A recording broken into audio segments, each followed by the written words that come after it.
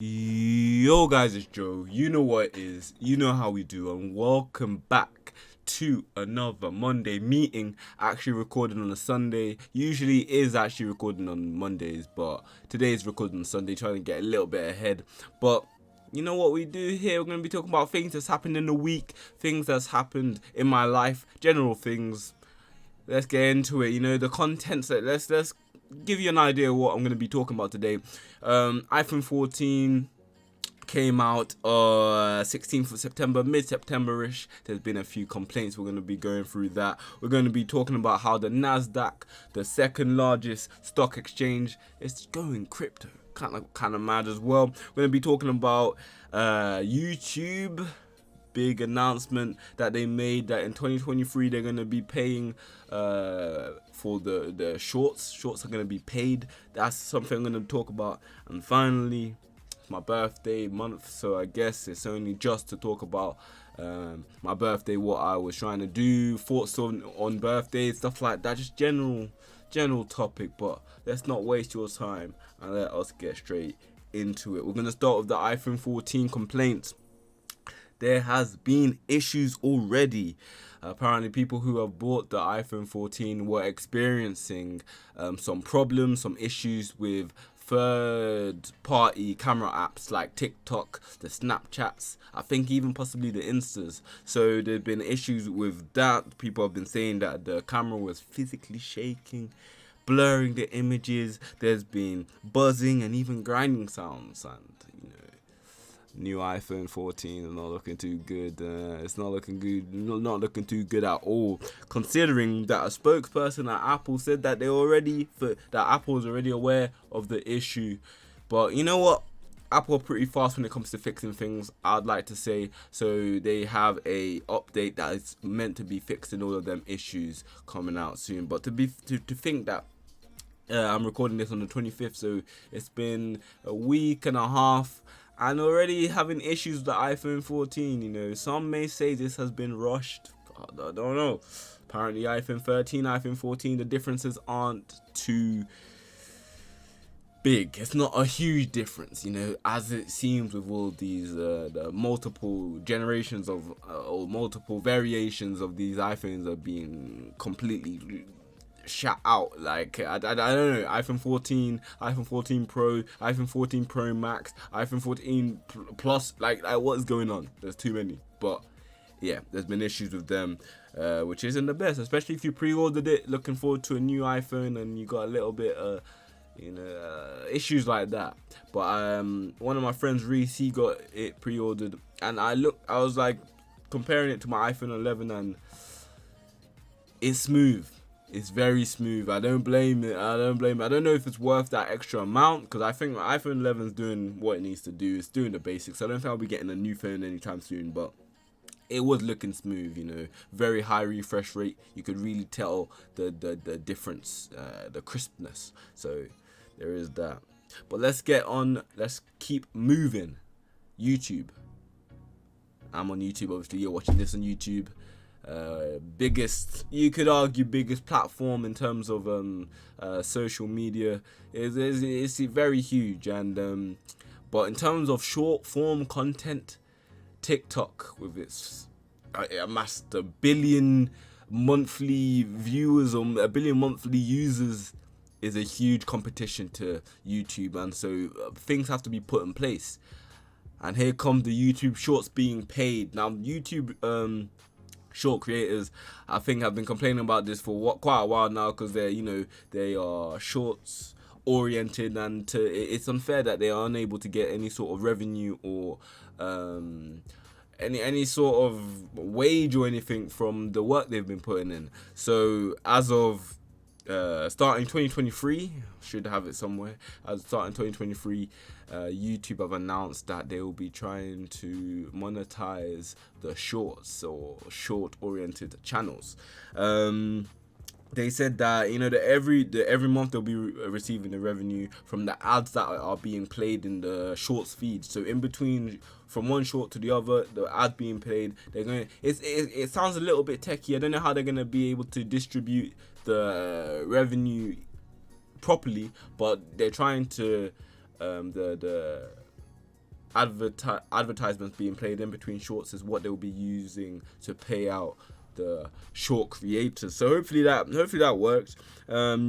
Traditionally, it's 55% is given to the creator, but with this change, and I don't really blame them, because they need to like tweak out the bugs here, because I don't know how they're going to be able to, say or allocate what revenue for what advert for what short, but 45% of the revenue will be paid to the creator. And like I said, it's to try and combat. They need to start doing something to incentivize these shorts creators, or they'll just move on to TikTok. TikTok is a huge platform, very, very huge platform. If you think 1 billion people monthly, that is crazy. Like an eighth or a seventh and a bit of the population is using this app. It's been very, starting off as Musically, or as just a music oriented app, and then just slowly it's so diverse now. There's payment opportunities on TikTok. You just bigger reach, bigger following. You'd be stupid to not be using TikTok if you're trying to grow as a creator. And I guess I'm stupid, I don't use mine as much, but I'll definitely be trying to make more shorts and more short form content to put on TikTok as well. So it's actually a huge thing that they've done here, trying to introduce the paid shorts, and hopefully we'll see whether it pays off. Anyway, moving on. NASDAQ. Okay, I'm not even going to try it. But the NASDAQ, the second largest stock exchange in the world, first being the New York Stock Exchange, is moving on to crypto. There's, with crypto I'd like to say is the future. Traditional trading, yes, it's been around, it's been there, but with the movements into Web3 and moving on to a more digital world, the digital currency demand is huge, and the NASDAQ sees it. And he and the digital area, or the digital part of NASDAQ, are looking to emphasize on security and create a custody product for Bitcoin and ETH. So those are the two they're going to focus on at the moment, because those are the two biggest cryptocurrencies in the world. So that is what they're gonna. That's their main aim when coming into crypto, is to focus on security, to try and the accounts and the accounts they oversee and look after, to focus on that security. I'll put a quote from Era, what he was thinking about that. But yeah, they as well as going into crypto,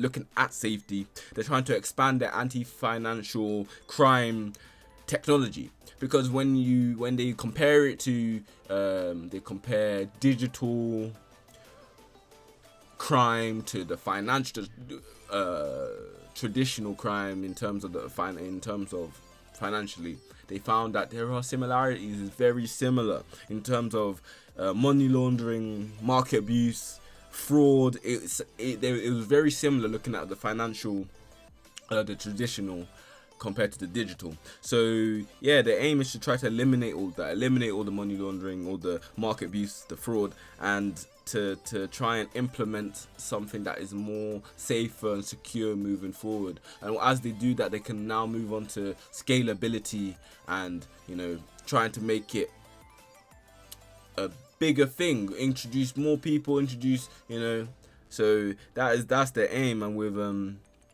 NASDAQ, NASDAQ isn't the only big player when it comes into this. There is also Fidelity, if you've heard of them. They're a big brokerage, I'm pretty sure, and BlackRock are also those who are trying to enter.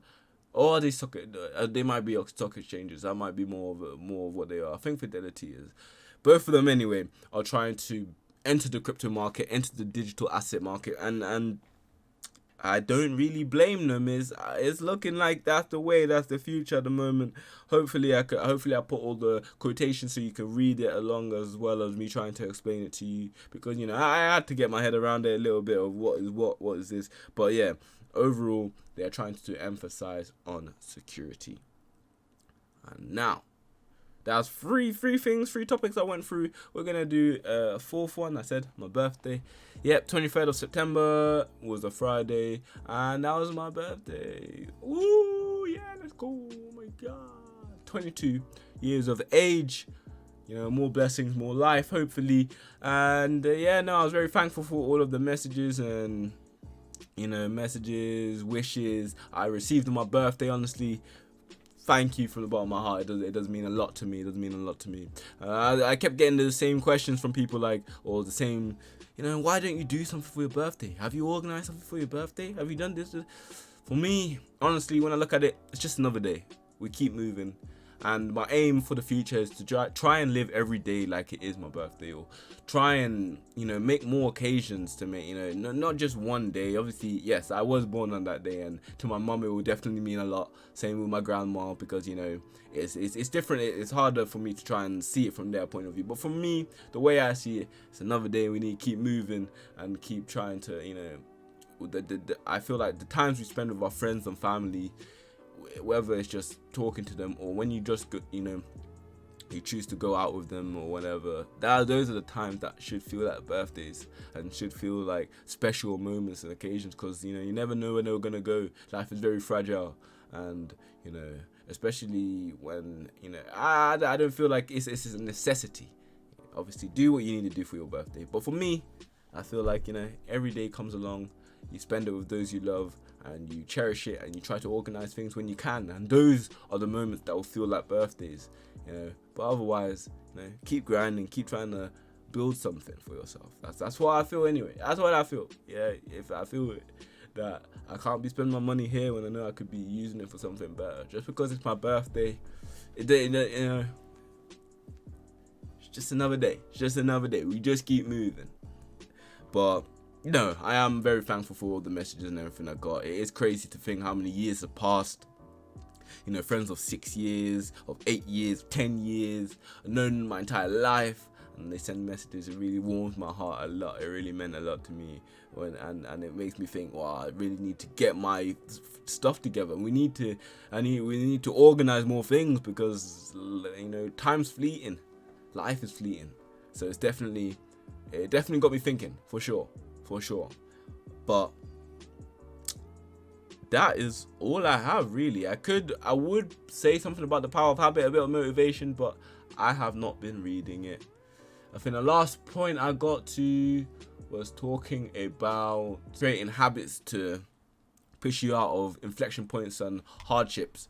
And well, I talked about that. So you look in the top left, top right, and you will see a link to a previous Monday meeting, where if you really want to listen to what I said about the power of habit, it's into chapters, so you can go and check the last chapter and refresh yourself on that.